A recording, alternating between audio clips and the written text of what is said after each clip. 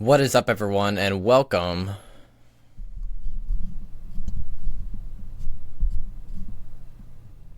What is up? Hey.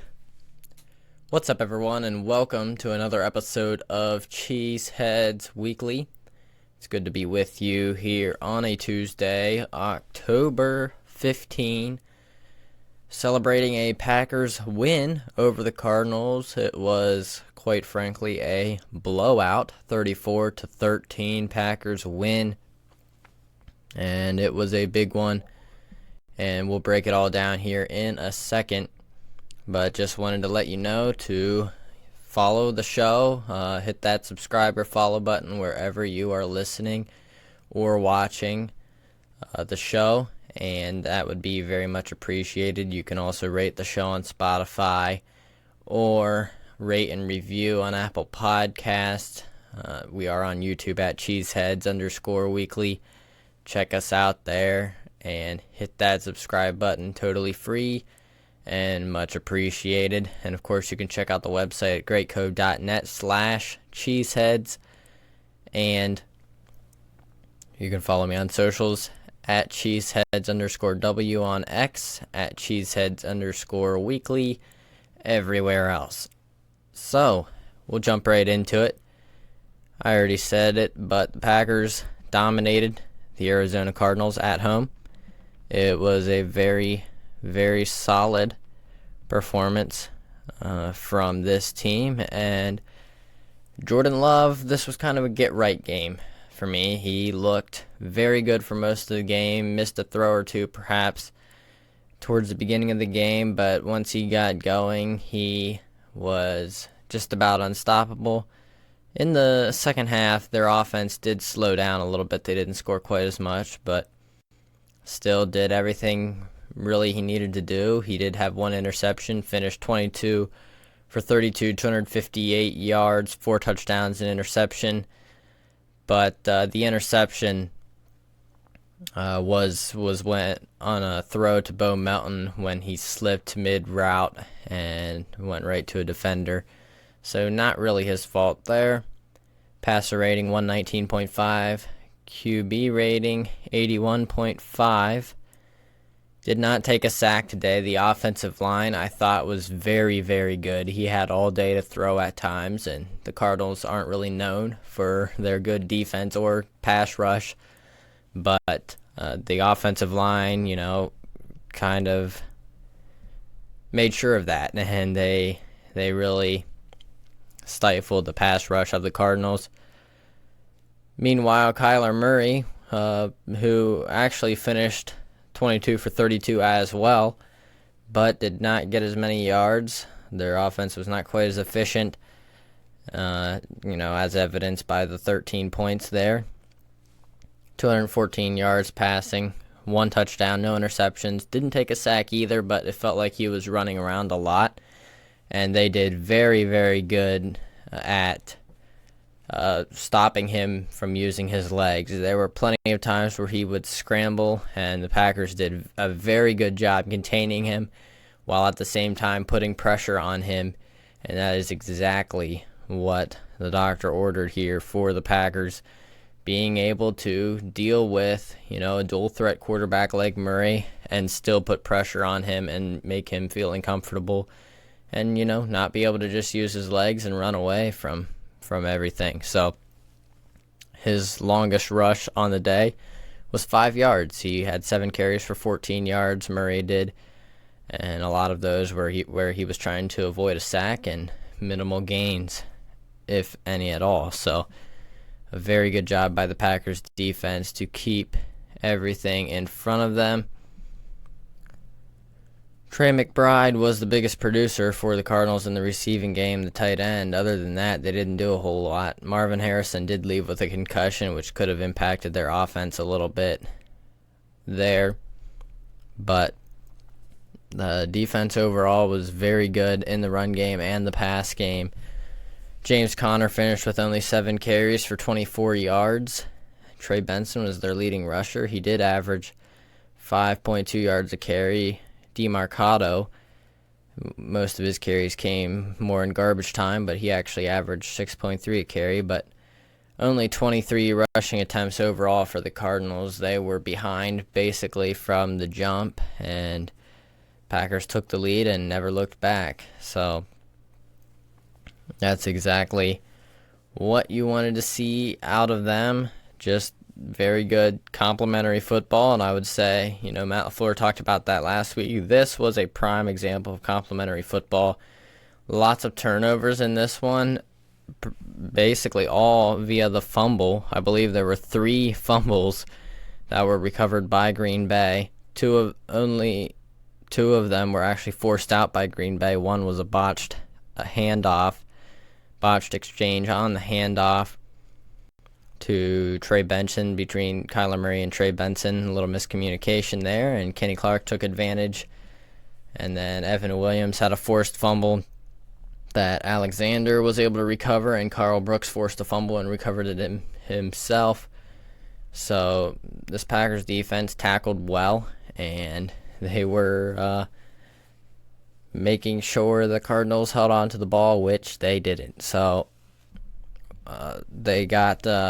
they won the turnover battle. I believe it was +2 in favor of the Packers. They only had 1 turnover. Cardinals had 3. So very good, and more often than not, they turn the turnover into points. So very good stuff from Green Bay, and this gives them a good bit of momentum going into next week against the Houston Texans in a big matchup. So that will be fun to watch. Josh Jacobs, another solid performance, 18 carries for 62 yards, only 3.4 average. Got the tough yards and got the good runs, when he needed them. Didn't feel like an A.J. Dillon performance, even though the average sort of indicates that. He still looked pretty good to me. Emmanuel Wilson looked even better. 7 carries for 54 yards, 7.7 a carry. He got very close to breaking a potential long touchdown. He was running very well. Bo Mountain had a couple carries, did very well with them. And Jordan Love scrambled 5 times, didn't average a lot, but at one point scrambled for a chunk of yards, got a first down. He continues to look more and more comfortable coming off that knee injury. And just fun note, Tucker Kraft actually took a direct snap on, I believe, 4th and short, something like that, and did a little QB sneak as a tight end, so that was a fun wrinkle. As far as the receiving game, Christian Watson made a big return. He had a 44-yard touchdown catch. That was big. Romeo Doubs also was great in his return. Had a pair of scores. Ben Sims, we talked about Luke Musgrave being out. It's the next man up mentality, and Ben Sims was the next man up. He stepped up and went 2 for 38, including a 28-yard catch and run. That was a very good catch, not an extremely well thrown ball by Jordan Love. He got wide open and had to make a shoestring grab. Was able to make that catch and turn it into a big gain. Josh Jacobs got involved in the passing game as well, as did Emmanuel Wilson. Tucker Kraft was a little quieter today, but still doing Tucker Kraft things more than just in the passing game. They're getting him involved any way they can. So I guess I'll get into my players of the game a while. Number 1 on offense, Jordan Love. Welcome back to the players of the game category. Very good to have him on this list. I expect to see him on here quite a bit more, and maybe so many times that we'll just leave him off just so we give other players a chance. But he is starting to look a lot more like himself, and Packers are, hitting their stride on offense right now. So maybe a sign of things to come there. Number 2, Romeo Doubs. And I thought his first touchdown of the day was so great. Teammates came over and were giving him hugs. Very cool to watch. And this team has totally welcomed him back and Jair Alexander joked around after the game, said, I told y'all that I told Romeo that he was going to get 2 touchdowns. I'm paraphrasing, of course. And he's a little quiet, so he might not have told you, but I told him he was going to score 2 touchdowns. So that's some classic Jair Alexander for you right there. You have to actually watch the clip to get the full experience, obviously, but great to have John Money around. He's a lot of fun for that locker room. And then, of course, Christian Watson is on this list as well. Let me just read the stats for both of them real quick here. Romeo Doubs was 3 for 49, 2 scores, and Christian Watson 3 for 68 and a score. So those two are the leading receivers for Green Bay, and it looks like the veteran presence, back in the building and doing great things. So, and I mean, Watson was returning from injury too, an ankle injury, so it's exciting to see him doing this already. I expect him to continue to get better if he can stay healthy. Onto the defensive side of the ball, and the defense is very exciting coming off this game. This was a good Cardinals offense. I realize they did lose Marvin Harrison early on in the game, and that makes a difference certainly for the Cards offense, but this was quite the performance by the defense. Xavier McKinney was not able to keep his streak. He did not secure an interception in this one, still made an impact, just wasn't quite as visible as has been in past games. But let me just read stats here. The highest graded safeties so far this season in the entire NFL. Number 1, this one actually might be a little bit of a surprise. Number 1 is rookie safety 4th round pick Evan Williams. Number 2, Xavier McKinney, and they're neck and neck as far as the grade, both over 90 for their PFF grade as Packers safeties. Suddenly, this looks like the best safety group in the league, and this was viewed as a weakness coming into the season. This is very, very exciting for this Packers defense, and I mean, it shows up on tape all the time, but these guys are the enforcers, in the run game and in the pass game, and they, have been kind of key to the success of this defense so far, creating turnovers. Evan Williams created a turnover in this one. I believe he did last week as well. He's been, very good making tackles in space. Been a very solid tackler. McKinney, of course, is as well. He's been picking off passes. This has been very, the defense continues to get better, and, the pass rush hasn't even really done what we kind of hoped and expected they would do so far. Rashawn Gary did have a better game. Shout out to him. Didn't light up the stat sheet or anything, but had a few pressures. Was good in the run game. But this was another great performance, and Evan Williams is certainly going to be locked into a starting role from here on out. There's no way they're keeping him off the field, and Javon Bullard was also very active when on the field as well. So, I mean, this is, I guess, a great problem to have, because Bullard maybe didn't light things up the way Williams did, but he was making some very solid tackles in space.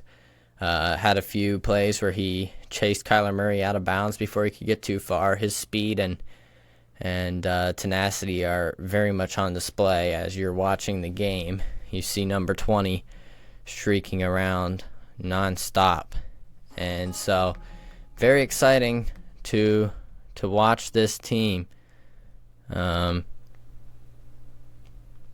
Should be, yeah. I think this defense is going to continue to get better. I really do, and I love the way Halfley is doing things. I haven't been totally sold to this point, but I'm getting closer and closer because we are seeing improvement, and that's what I wanted to see. Again, did not have any sacks, but still still an impressive game, and they were putting pressure on Kyler Murray. So a little bit off track there. The defensive number one player of the game is Evan Williams. Had that forced fumble. Very good performance. How about another rookie? This rookie class has been great. Evan Williams, Javon Bullard, already talked about them. How about Edgerrin Cooper? Looks like Green Bay's best linebacker right now. Quay Walker continues to have, inconsistencies. Just has, struggled a little bit. Maybe a lot. I don't even know. He did lead Green Bay in tackles. That does not always tell the whole story. And had a tackle for loss. It wasn't a horrible performance in this one by Walker, but certainly things he could do better. And Edgerrin Cooper has done quite a good job, and I do have some stats on him. Among rookie linebackers with a minimum of 50 snaps, and this is via at Ross Uglum on X, so just to give him credit for that. His overall PFF overall defensive grade 78.3. That's first among rookie linebackers. His pass rush grade is 90.3, also first, and that's actually first among all NFL linebackers. He has been very good as a blitzer. He has 9 stops. That's second among rookie linebackers. 1.5 sacks. First, yards allowed per coverage snap, .68, tied for second. He has had 1 missed tackle and has allowed 0 explosive plays, 15-plus yards. Qualifies as an explosive play. He has been very, very solid as a linebacker here for the Packers as a rookie, and that's very exciting. I already, mentioned it last week. Quay Walker, I'm not sure, is going to be back here beyond his rookie contract if he is not able to take a step forward, which I think at this point we're starting to look like maybe he's not going to take that step. And so then it could be that he, Edgerrin Cooper kind of just is his replacement. We look for someone else to pair with Cooper because he's looking like a stud on this defense as well. And it's great to have so many great young studs, and especially the 2 safeties. I mean, it's hard to even keep both of them on the field. I mean, you could take Nixon off, but Nixon, to his credit, has had a pretty good year as well, and he had a good game this week in the return game as well. Had a pass breakup or 2. Coaches have been happy with the way he's played as well, and he has been just fine as the nickel, I would say. I mean, he's allowed a touchdown here and there, allowed, a few catches, but when you're facing, Justin Jefferson, against the Vikings, that's stuff like that's going to happen. And so I've been impressed with what Nixon has done. Shout out to him. He had a good kick return and a nice punt return today. Or sorry, not today. Sunday when the game was. Carl Brooks is the third player of the game on defense. This is getting a little bit long-winded here, but Carl Brooks, Devontae Wyatt was out with an ankle, and Brooks stepped up. I already said he punched out the ball on, I forget who it was. Just chased from behind. I believe it might have been James Conner. Just, relentless pursuit. Caught up from behind, and Conner didn't see it coming and punched the ball out, recovered it himself. Very nice play, creating turnovers. And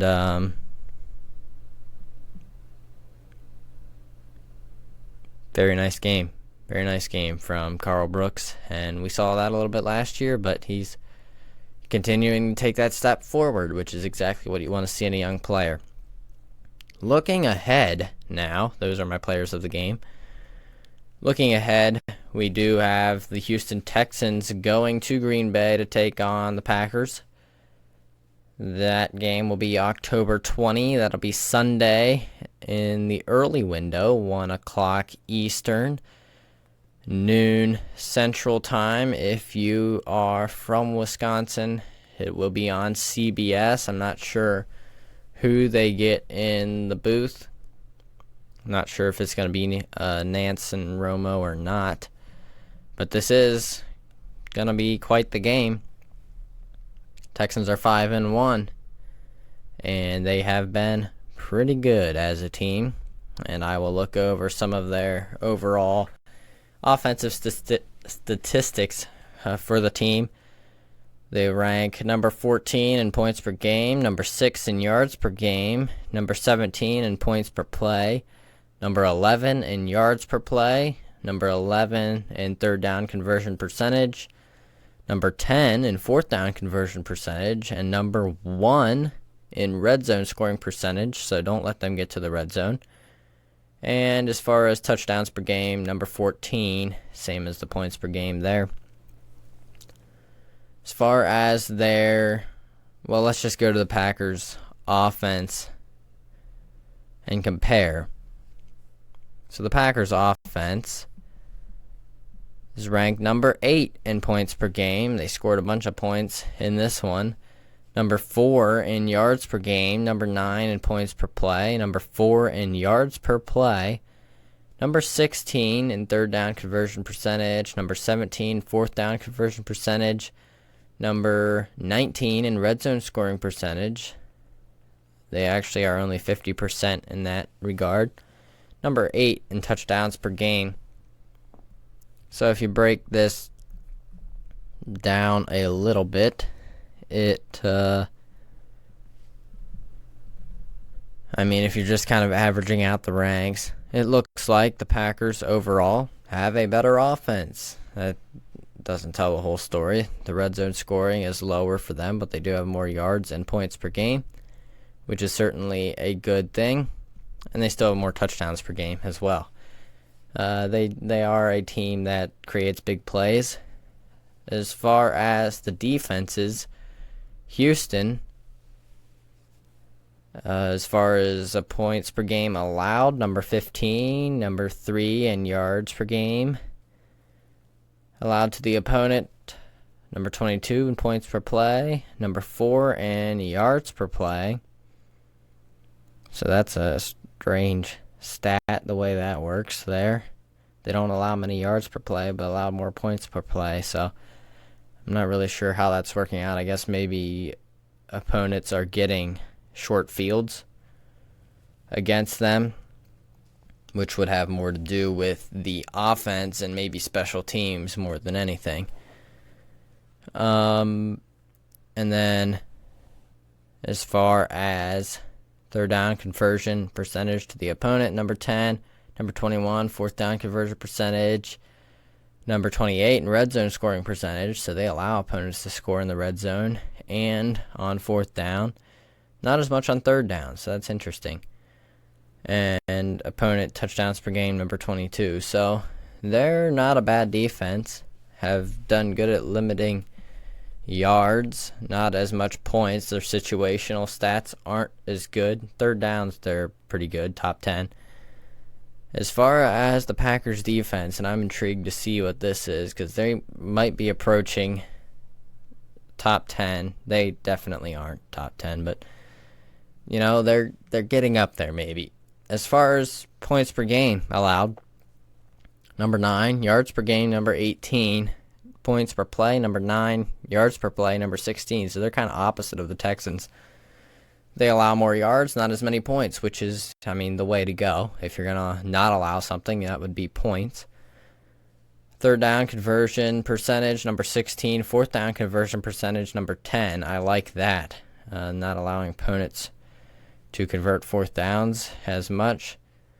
Red zone scoring percentage, number 20, so they allow opponents to score in the red zone.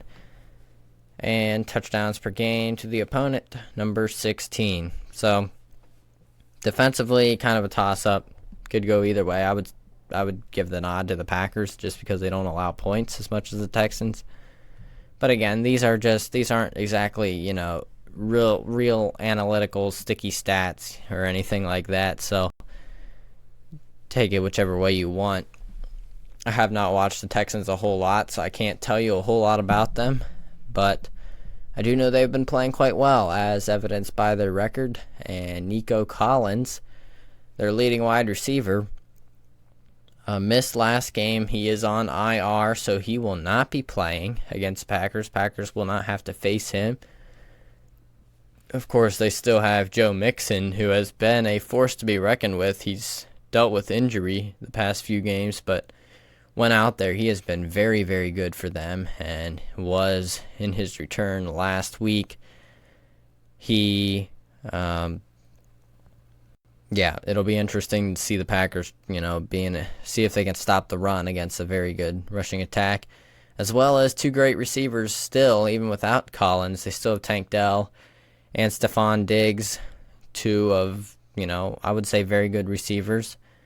I would imagine we end up seeing, veteran on veteran, some Jair Alexander matched up with Diggs, and then Tank Dell will likely be in the slot a fair amount, and so it could be Keyshawn Nixon and Javon Bullard tasked with trying to stop him.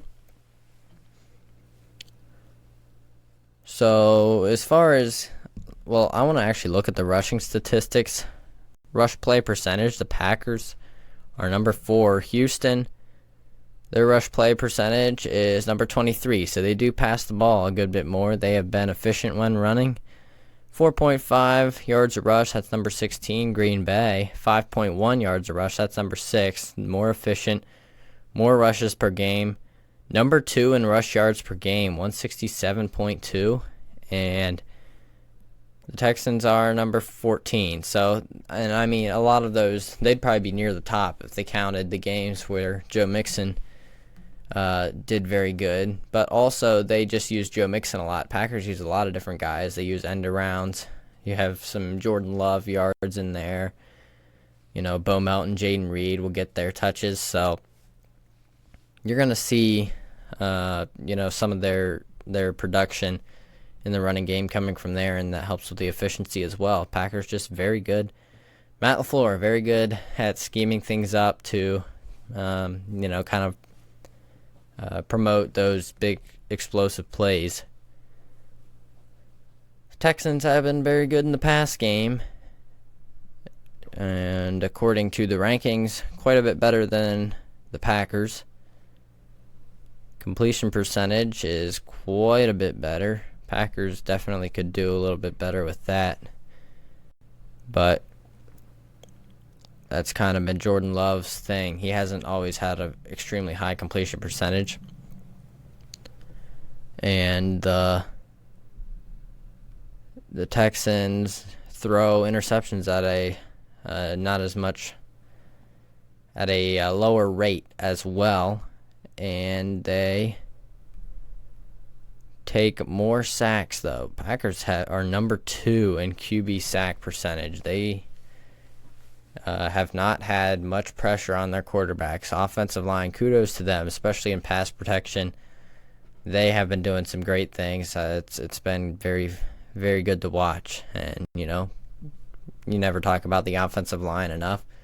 Kudos to Zach Tom. I just wanted to believe he was like the number 3 highest graded Packer per PFF in week 6 versus the Cardinals. So he was very, very good again. Zach Tom quietly getting it done every single week, especially in pass protection. Very good to see. But there we go. You heard some of the stats now. So we'll see what happens. I know the Packers can win. Whether they will or not remains to be seen for sure. But these are two teams hitting their stride, and I guess the Texans have had a little bit of a road bump with some of their injuries, but Joe Mixon coming back, Nico Collins not coming back for a little bit yet, leaving, and so, still a very good team. So it's going to be a fun challenge for the Packers. We'll see what they can do, but that will just about wrap things up for me today. A fairly short episode. Hopefully I did not ramble too much for you. I didn't feel like I had a whole lot of topics to discuss, although I guess I could mention that the Jets traded for Davante Adams.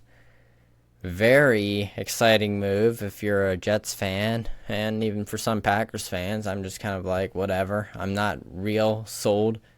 That'll help the Jets. I know Aaron Rodgers will be passing to Adams nonstop, and I'll just go ahead and say it. If you have Garrett Wilson, you may want to try to trade him because Rodgers just likes his guys way too much. I mean, if you see the game, he's throwing in triple coverage to Allen Lazard when you got, other guys on the team that could potentially be way better at wide receiver than Allen Lazard. Like, they could use a little bit more talent outside of Garrett Wilson. Mike Williams has struggled with injuries a lot lately. But why are we throwing it in triple coverage to Allen Lazard? I don't care if he ran the wrong route or something. Like, come on, it's still triple coverage, okay? There's still 3 guys in the area. You don't want to throw it to him. That's how he threw his last interception that kind of cost them the game, and they were in that game. The Jets were. They somehow need to get Breece Hall going. I'm not sure what their problem is there. But regardless, if you're in fantasy football, I'd trade Garrett Wilson because just about every target's going to Davante Adams. I hate to say it. Rodgers just likes his guys too much, and I think it is hurting the offense a little bit. I was kind of interested in the news that Nathaniel Hackett got demoted from offensive coordinator and that Rodgers went along with the decision. That kind of surprised me a little bit. Maybe he finally had his eyes open and was like, okay, this ain't working. I actually do want to win some games here and not just, have my friend play with my friends. So, I mean, he's doing that now too because now Davante Adams is coming. But as far as trade details, I think it was a 25 third rounder, conditional 25 third rounder that could turn into a second given to the Raiders for Davante Adams. So I don't think that's a horrible price, especially if Davante Adams is anything close to what he was with the Packers and Aaron Rodgers, or even, some of the seasons with the Raiders. He was pretty good as well. If he has good quarterback play, I think he'll be fine. And, of course, we all know the chemistry he has with Rodgers, so people are asking questions like, are the Jets going to make the playoffs? I'm not sold on them at all. I don't really need to make a prediction either way. But I still don't think they're Super Bowl contenders with Davante Adams. It's just their team has way too many holes right now. And, I mean, if you're firing your coach mid-season, you're going to have a hard time winning the Super Bowl. That's just the fact of the matter, okay? So lots of stuff going on over there. I don't expect that to happen. That's just a dysfunctional organization, and they're going to have to figure something else out if they want to start winning games. But that's a little bit besides the point. Just wanted to mention that since it affects, Packers fans that, especially like me, when I became a Packers fan, it was a lot of Rodgers and Adams. So, yeah. That duo is back, and so should be fun to see what happens, but I'm not really going to worry about it too much either way. It's not that I hate the Jets or love the Jets because of this or anything like that. I'm just kind of, whatever. They're just another team now. Happen to have Rodgers and Davante Adams and Allen Lazard and, a few other Packers probably. I don't even know. Regardless, that is going to do it for me today. Thank you for listening, everybody. Appreciate you all as always. I'll be back next week to break down, hopefully, the Packers win. If not, I'll still be here to break it down, and I will talk to you then. Go Pack, go.